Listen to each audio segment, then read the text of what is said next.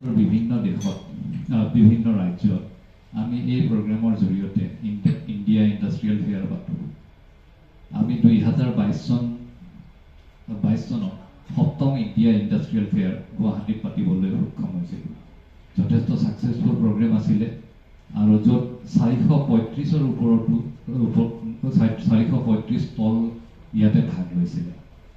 আজি আপোনালোকক ক'বলৈ পাই সুখী হৈছোঁ, এই 2025 চনৰ 13th ইণ্ডিয়া ইণ্ডাষ্ট্ৰিয়েল ফেয়াৰ আমি আকৌ চেম ভেন্যুতে খানাপাৰা ভেটেনাৰী গ্ৰাউণ্ডত অনুষ্ঠিত কৰিবলৈ গৈ আছোঁ। আৰু ক'বলৈ পাই সুখী হৈছোঁ যে আমাৰ পৰম শ্ৰদ্ধাৰ মুখ্যমন্ত্ৰী মহোদয় ডক্টৰ হিমন্ত বিশ্ব শৰ্মা দেৱৰ মুখ্য পৃষ্ঠপোষকতা আৰু আমাৰ উদ্যোগ মন্ত্ৰী শ্ৰীযুত বিমল বৰা দেৱৰ পৃষ্ঠপোষকতাত এইবাৰৰ আমি IIF 2025 আকৌ অৰ্গেনাইজ কৰিবলৈ গৈ আছোঁ, যোৱাবাৰতকৈও ডাঙৰ। আৰু ক'বলৈ পাই সুখী হৈছোঁ যে এইবাৰ আমি যিখন IIF পাতিম আমাৰ নৰ্থ ইষ্টৰ আটাইতকৈ ডাঙৰ MSME ইণ্ডাষ্ট্ৰিয়েল ফেয়াৰ পৰিগণিত হ'বলৈ গৈ আছে। আৰু এটা কথা আপোনালোকক কওঁ যে প্ৰথমবাৰ আমাৰ যিখন IIF আছিলে তাতে যথেষ্টখিনি মানুহ বেনিফিটেড হৈছিলে। এইবাৰ সেই এক্সপিৰিয়েঞ্চ লৈ এইবাৰৰ IIF আমি এই বুলি আগত লৈ আৰম্ভ কৰিব ওলাইছোঁ। কেৱল আমাৰ লোকেল এণ্টাৰপ্ৰিনাৰ্ছখিনিয়ে নহয়, আনকি যিখিনি এছপায়াৰিং এণ্টাৰপ্ৰিনাৰ্ছ, যিখিনি ইউথ যোনে হয়তো এণ্টাৰপ্ৰিনাৰশ্বিপৰ ক্ষেত্ৰত ইণ্টাৰেষ্ট লৈ আছে, যোন কলেজৰ ষ্টুডেণ্ট আমাৰ ইউনিভাৰ্চিটি বা আমাৰ ইঞ্জিনিয়াৰিং কলেজেছ আমাৰ যিখন এইখন এতিয়া আমি IIF ইনক্লুড কৰি এইবাৰ আমাৰ ছেকেণ্ড টাইম হয়। যোৱা বছৰ 2023ত আমি বৃন্দাবন গাৰ্ডেনত কৰিছিলোঁ। 68খন ষ্টল আছিল, বহুত মহিলা উদ্যোগ ইয়াৰ লগত জড়িত হৈ আছিল, বহুত সফলো হৈছিল আৰু আমি তেখেতসকলক এখন মাৰ্কেট দিবলৈ সক্ষম হৈছিলোঁ। এইবাৰো আমি IIFৰ লগত আমাৰ স্বয়ং সিদ্ধাৰ ইনক্লুড কৰিছোঁ। আমাৰ মহিলা উদ্যোগীসকলৰ এটা সুখবৰ যে আমি মহিলা উদ্যোগীকৰণত আমি লঘু উদ্যোগ ভাৰতীয়ে বহুত আগভাগ লৈছোঁ। আমি তেওঁলোকক এখন প্লেটফৰ্ম দিছোঁ, এখন মাৰ্কেট দিছোঁ আৰু বছৰ যিখিনি মহিলাই আমাৰ উড়ান স্বয়ং সিদ্ধাত অংশগ্ৰহণ কৰিছিলে তেওঁলোকে ভাল মাৰ্কেট এখন পাইছে, তেওঁলোকে ভালকৈ বিজনেছ কৰি আছে। আমি এইবাৰ ভাবিছোঁ যে মহিলাসকলে আমাৰ এখন IIFত যোগদান কৰি বহুত লাভৱান হ'ব।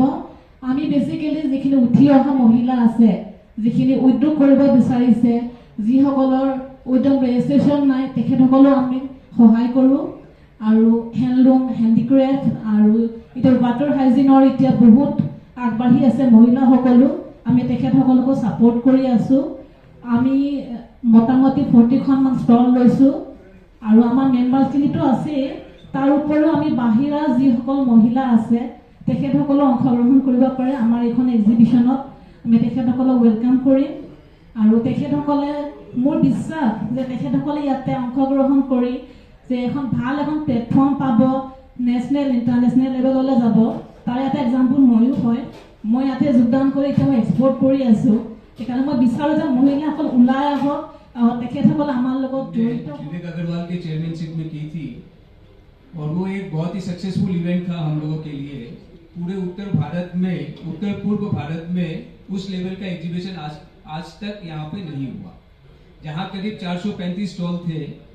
और सबसे आश्चर्य की बात यह है कि उसमें जो 4 दिनों का जो प्रदर्शनी लगा था उसमें करीब 30,000 से ज़्यादा फुटफॉल थी। फुटफॉल में ज़्यादातर यंगस्टर्स थे, बच्चे थे, युवक थे, कॉलेज जाने वाले स्टूडेंट्स थे। अब उसी राह में हम लोग IIF 2025 कर रहे हैं, जहाँ पे हमें आशा है कि हम लोग करीब 500 स्टॉल्स की एक प्रदर्शनी, मेरे हिसाब से पूरे पूर्वी भारत में ये सबसे बड़ा एग्जीबिशन होने वाला है।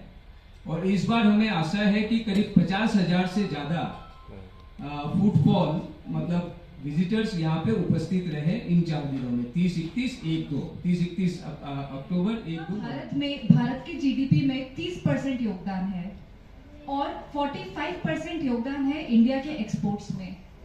लघु उद्योग भारत का दूसरा सबसे बड़ा एम्प्लॉयर है। जहां तक बात आती है उत्तर पूर्व की, तो हम लोग आईआईएफ के जरिए और जो नई इंडस्ट्रीज यहाँ पे आ रही है, जैसे कि आर्टिफिशियल इंटेलिजेंस, ड्रोन, सेमीकंडक्टर, हम उन इंडस्ट्रीज को भी एम्पावर करना चाहते हैं और उनको भी एक प्लेटफॉर्म देना चाहते हैं आईआईएफ के द्वारा। हम लोग स्वयं सिद्धा के द्वारा महिला सशक्तिकरण और उनको और आत्मनिर्भर बनाने की एक कोशिश कर रहे हैं। स्वयं सिद्धा में करीब 50 स्टॉल्स होंगी जहां पे महिला एंटरप्रेन्योर्स अपने प्रोडक्ट्स को लेके आ सकती है और उनकी जो विजिबिलिटी है, जो मार्केटिंग है, वो ना ही सिर्फ राष्ट्रीय बल्कि अंतर्राष्ट्रीय स्तर पर भी करने की कोशिश प्रोवाइड करा आमार इंस्टिट्यूशन আছে তেনেকুৱা ধৰণৰ ষ্টুডেণ্টক আমি এখন প্লেটফৰ্ম দিম প্লাছ মই যেটো বলবো অলৰেডি আমাৰ ইয়াতে লোকেল যিখিনি এণ্টাৰপ্ৰেনিয়ৰ আছে এনেকুৱা এখন প্লেটফৰ্ম পাব যিখন প্লেটফৰ্মত ইণ্টাৰনেশ্যনেল এণ্ড নেশ্যনেল লেভেলৰ দেশৰ বিভিন্ন ৰাজ্যৰ পৰা অহা ডাঙৰ ডাঙৰ অৰ্গেনাইজেশ্যন যিবোৰ আছে বিজনেছ অৰ্গেনাইজেশ্যন তেওঁলোকৰ লগত মতামত বিনিময় কৰিবলৈ সুবিধা পাব। সেকেন্ডলি গভৰ্ণমেণ্টৰ যিবোৰ ইম্পৰ্টেণ্ট ডিপাৰ্টমেণ্টছ আছে এই ডিপাৰ্টমেণ্টছবিলাকৰ লগতো তেওঁলোকৰ ভাৱ বিনিময় হয় প্লাছ কি স্কিম আছে কেনেকৈ সুবিধা উঠাব পাৰি কেনেকৈ আমাৰ অসমত ইণ্ডাষ্ট্ৰী লগাব পাৰি তাৰ কাৰণে এটা ভাল ইক'চিষ্টেম আমি যাতে ডেভেলপ কৰিব পাৰোঁ ইয়াৰ কাৰণে আমি এই আইআইএফটো টাৰ্গেট কৰিছোঁ। ইন্ডিয়া ইন্ডাষ্ট্ৰিয়েল ফেয়াৰ উদ্যম এইটো মানে খানাপাৰা ভেটেনেৰী খানাপাৰা গ্ৰাউণ্ডত অনুষ্ঠিত হ'ব 30 অক্টোবৰৰ পৰা 2 নৱেম্বৰ 2025 চন। এই আইআইএফ এইবাৰ 13 ইণ্ডিয়া ইণ্ডাষ্ট্ৰিয়েল ফেয়াৰ আৰু য'ত আমাৰ যিবোৰ MSME আছে, যিবোৰ ক্ষুদ্ৰ উদ্যোগ আছে, ক্ষুদ্ৰ আৰু লঘু উদ্যোগ, তেওঁলোকে পাৰ্ট লয়। 2022 চনত কৰাৰ দৰে এইবাৰো আমি আইআইএফ পুনৰবাৰ পাতিবলৈ গুৱাহাটীত। ইয়াতে আমাৰ প্ৰায় 500 ষ্টল ইয়াতে থাকিব আৰু যিটো চাব গ'লে মানে আমাৰ নৰ্থ ইষ্টৰ আটাইতকৈ ডাঙৰ ইণ্ডাষ্ট্ৰিয়েল ফেয়াৰ বুলি পৰিগণিত হ'বলৈ গৈ আছে। ইয়াতে আমি অইনবাৰৰ দৰে আমাৰ যিখিনি ট্ৰেডিশ্যনেল বিজনেছৰ লগতে তাৰ লগতে আৰু আমি AI, drone, cutting edge technology যিবোৰ আছে এইবোৰৰ ওপৰতো আমি চেষ্টা কৰিম এই আইআইএফত আনিবৰ কাৰণে। লগতে যিখিনি লোকেল আমাৰ এণ্টাৰপ্ৰিনিয়ৰ্ছ আছে তেওঁলোকক আৰু যিবোৰ আমাৰ ইউথ আছে এছপাইৰিং এণ্টাৰপ্ৰিনিয়ৰ্ছ আছে ইনক্লুডিং মহিলাসকলৰ কাৰণে এইখন এখন বিৰাট ডাঙৰ প্লেটফৰ্ম য'ত দেশৰ বিভিন্ন প্ৰান্তৰ পৰা যিমানবোৰ অৰ্গেনাইজেশ্যন আহিব তেওঁলোকক এই ভাৱ আৰু মত বিনিময় আদান প্ৰদানৰ সুবিধা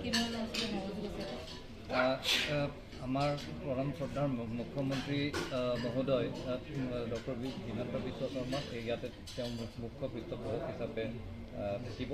তাৰ লগত পৃষ্ঠপোষক হিচাপে আমাৰ বিমল বৰা মহোদয় তেখেত থাকিব।